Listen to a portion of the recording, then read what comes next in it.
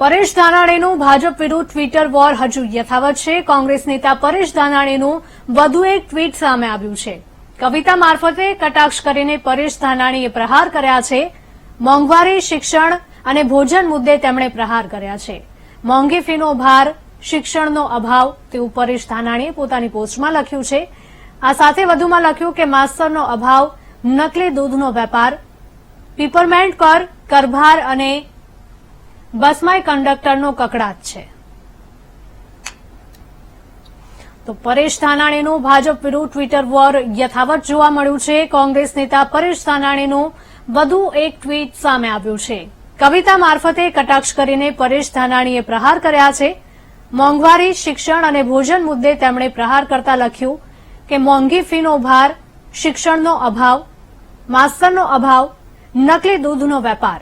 આ સાથે જ લખ્યું કે પીપરમેન્ટ પર કરભાર અને બસમાં કંડક્ટરનો કકડાટ છે।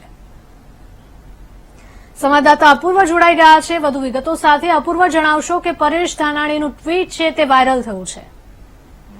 ચોક્કસથી છેલ્લા 2 દિવસથી ભાજપ અને કોંગ્રેસ વચ્ચે ટ્વિટર વોર ચાલી રહી છે। લોકસભા ચૂંટણી પહેલા આ રીતનું ટ્વિટર વોર ચાલી રહ્યું છે।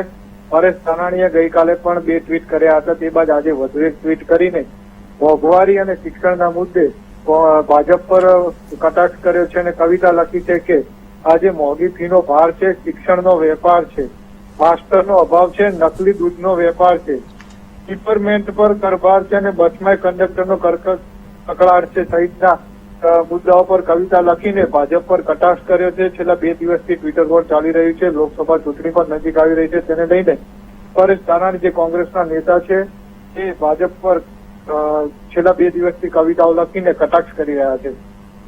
જી બિલકુલ અપૂર્વ, આભાર।